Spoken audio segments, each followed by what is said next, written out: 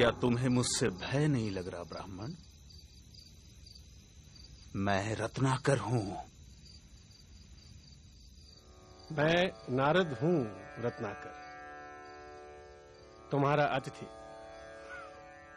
और मैं निर्भय हूं। क्या तुम निर्भय हो? क्या मतलब है तुम्हारा?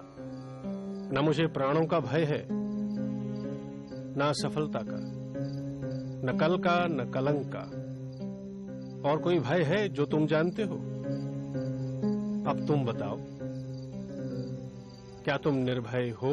हाँ, मैं निर्भय हूं। मुझे न प्राणों का भय है, न असफलता का, न कल का, न कलंक का। तो फिर यहां वन में छिपकर क्यों रहते हो? क्या राजा से डरते हो? नहीं। प्रजा से डरते हो? नहीं। पाप से डरते हो? नहीं। तो फिर यहां छिपकर क्यों रहते हो?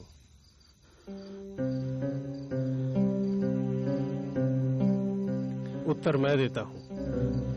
पाप करते हो और पाप से डरते हो।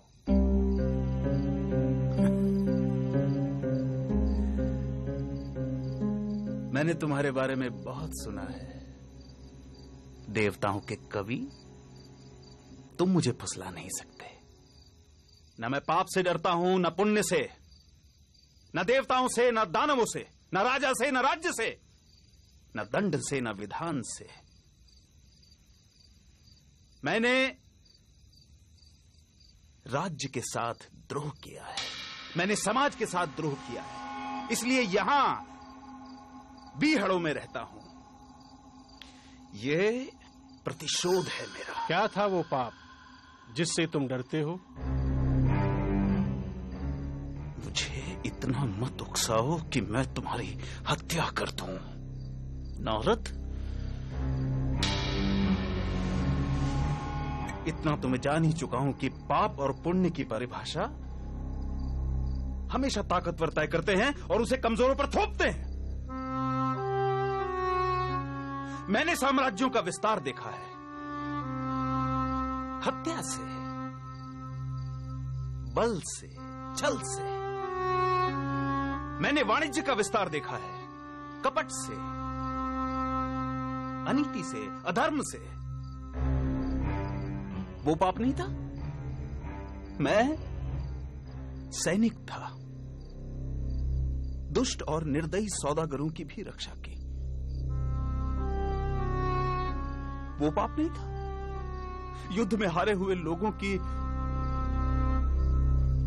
स्त्रियों के साथ पशुता का व्यवहार करने वाले सैनिकों की हत्या क्या की? मैं पापी हो गया। राजा, सेना और सेनापति का अपराधी हो गया मैं। क्या वो पाप था? दूसरों का पाप अपने पाप को सही नहीं ठहरा सकता रत्नाकर। मैं पापी नहीं हूं। कौन निर्णय करेगा? वो जो इस यात्रा में तुम्हारे साथ है या नहीं है? क्या तुम्हारी पत्नी, तुम्हारा पुत्र इस पाप में तुम्हारे साथ हैं? हाँ, वो क्यों नहीं साथ होंगे? मैं जो ये सब करता हूं उनके सुख के लिए तो करता हूं। तो जो तुम्हारे साथ हैं उन्हीं को निर्णायक बनाते हैं। जाओ, अपनी पत्नी से, अपने पुत्र से, अपने पिता से, अपने निकट संबंधियों से पूछ कर आओ, जो तुम कर रहे हो क्या वो पाप नहीं है? और क्या वो सब इस पाप में तुम्हारे साथ हैं, इस पाप के भागीदार हैं? सरदार, ये ब्राह्मण बहुत बोलता है, इसे मार दें।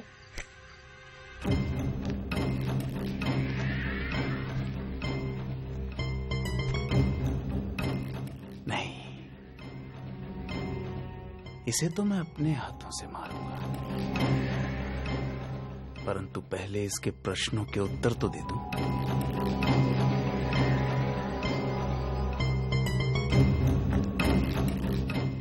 मेरे आने तक इसे बांध कर रखो।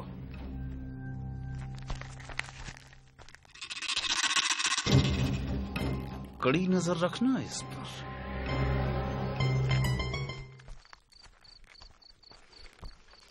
रत्नाकर, बेटा आज बहुत जल्दी आ गए तुम। कोई मोटा आसामी हाथ लगाए क्या?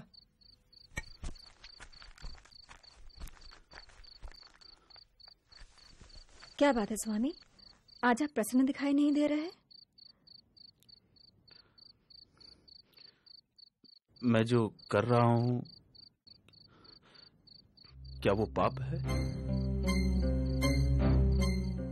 ये तू कैसी बहकी बहकी बातें कर रहा है आज? तूने ज्यादा पी ली है क्या? क्या तुम मेरे पाप में भागीदार हो? ये तू क्या पूछ रहा है?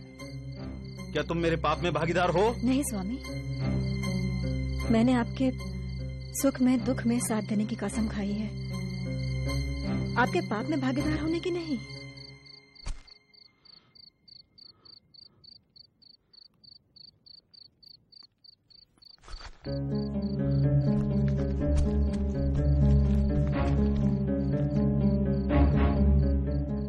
पिता, आप? बेटा, ये तो तेरी कमाई है, इसे मैं कैसे बांट सकता हूँ?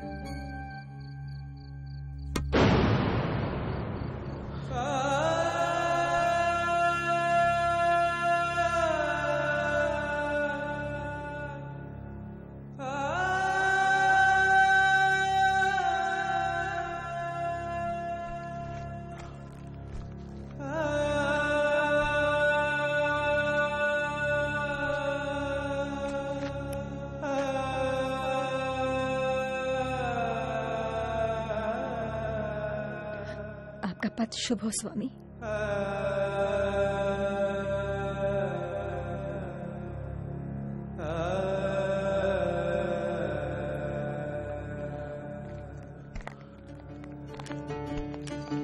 अपि चेत् सुदुराचारो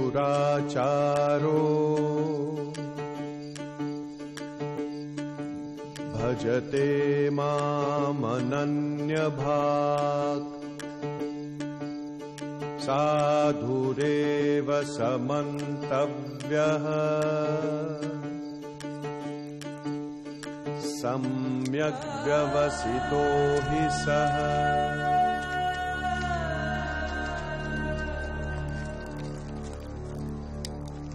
तुम्हारे साथी मुझे अकेला छोड़ जा चुके हैं रत्नाकर।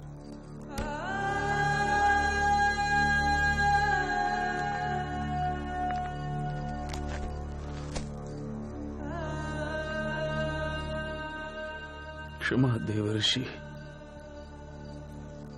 क्षमा। अब तो मैं भी अकेला ही हूं। नहीं रत्नाकर,